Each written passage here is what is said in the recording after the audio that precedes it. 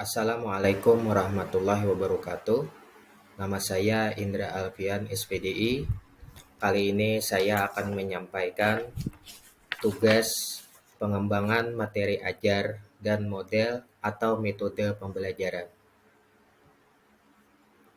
Nah, yang pertama adalah penjabaran KE dan KD ke dalam indikator pencapaian kompetensi atau EPK, tujuan pembelajaran dan materi pembelajaran, yaitu pada mata pelajaran Pendidikan Agama Islam kelas 11 SMA.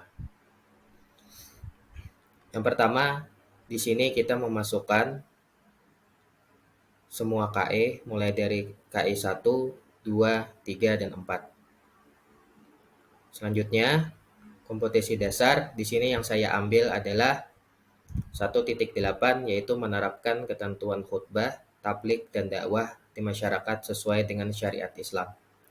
Yang mana materi ini sejalan dengan materi yang ada di mata pelajaran Pendidikan Agama Islam kelas 11 SMA.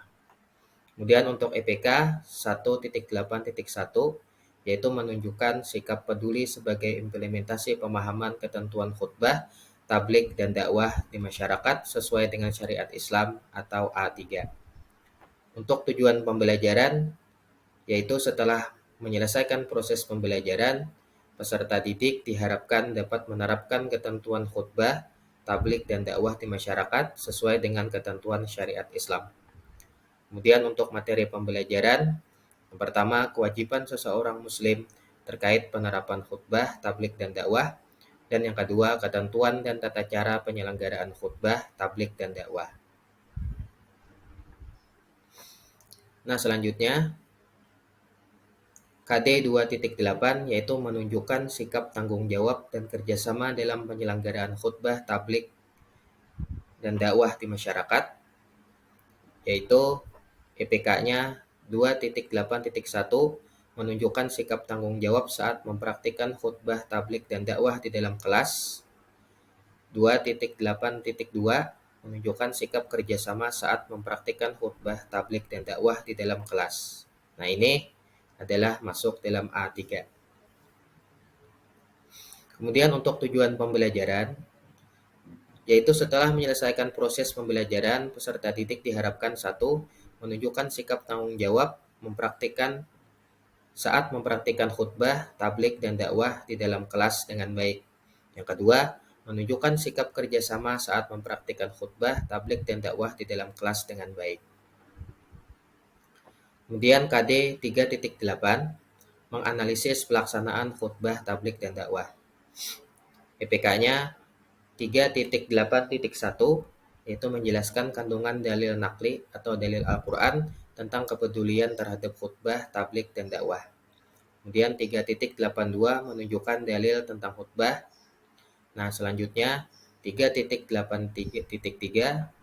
3.8.4 sampai kepada 3.8.10 yaitu menganalisis hikmah pelaksanaan dakwah.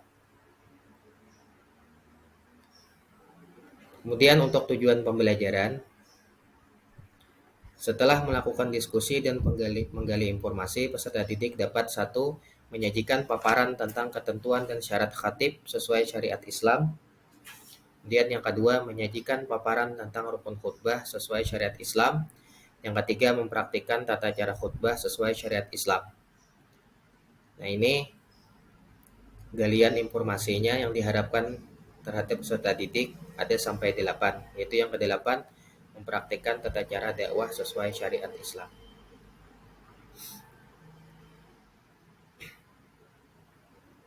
Nah, itu adalah penjabaran daripada KE dan KD ke dalam indikator pencapaian kompetensi atau penjabaran KE dan KD ke dalam EPK.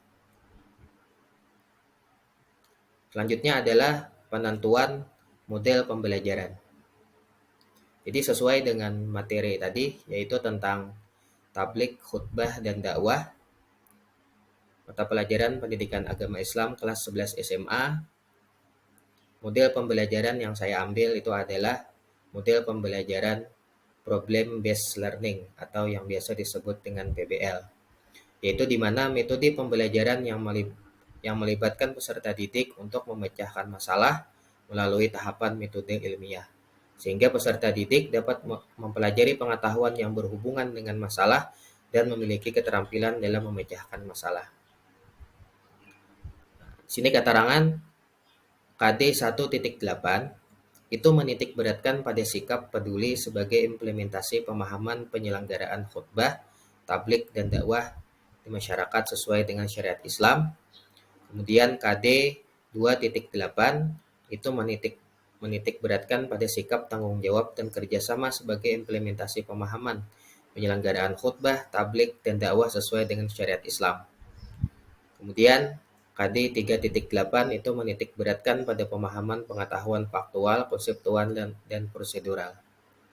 Dan KD 4.8 itu menitikberatkan keterampilan konkret pada gradasi menyajikan tata cara dan mempraktikkan penyelenggaraan khutbah, tablik, dan dakwah sesuai dengan syariat Islam. Nah, selanjutnya proses berpikir ilmiah atau saintifik pada mata pelajaran pendidikan agama Islam kelas 11 SMA, yang mana tadi materinya masih terkait dengan khutbah, tablik, dan dakwah. Yang pertama KD sama seperti yang tadi, yaitu 1.8 menerapkan ketentuan khutbah, tablik, dan dakwah di masyarakat sesuai dengan syariat Islam. Kemudian di sini juga ada kolom untuk EPK, ada tujuan, kemudian ada sintak model PBL seperti yang dikemukakan di awal tadi, bahwa di sini saya mengambil metode PBL atau Problem Based Learning. Nah, untuk proses berpikir ilmiah atau saintifiknya, di sini ada mengamati, menanya, mengumpulkan informasi, menalar, dan mengomunikasikan. Mengamati itu contohnya, guru meminta siswa untuk melihat video tentang tata cara khutbah, tablik, dan dakwah. Kemudian menanya itu, guru meminta siswa untuk mengajukan pertanyaan tentang ketentuan tata cara khutbah, tablik, dan dakwah sesuai dengan syariat Islam. Kemudian mengumpulkan informasi itu seperti guru meminta siswa untuk mengkaji berbagai literatur dari berbagai sumber belajar tentang tata cara khutbah, tablik, dan dakwah. Kemudian menalar, guru meminta siswa untuk melakukan diskusi tentang ketentuan dan tata cara khutbah, tablik, dan dakwah. Kemudian mengomunikasikan, itu guru meminta masing-masing kelompok mempresentasikan hasil diskusi dalam bentuk PowerPoint serta mempraktikkan tata cara khutbah, tablik, dan dakwah berdasarkan hasil diskusi pada LKPD. Nah, begitu pula untuk selanjutnya 3.8 atau KT pengetahuan, yaitu menganalisis pelaksanaan khutbah, tablik, dan dakwah, dan juga KD tentang keterampilan, yaitu 4.8 menyajikan ketentuan khutbah, tablik, dan dakwah, di mana IPK-nya adalah 4.8.1 menyajikan paparan tentang ketentuan dan syarat khatib, kemudian 4.8.2 menyajikan paparan tentang rukun khutbah, dan seterusnya. Nah, itulah tadi hasil tugas saya, yaitu membuat model pembelajaran dan juga penjabaran KE dan KD ke dalam EPK. Demikian yang dapat saya sampaikan. Salah hilap mohon maaf. Assalamualaikum warahmatullahi wabarakatuh.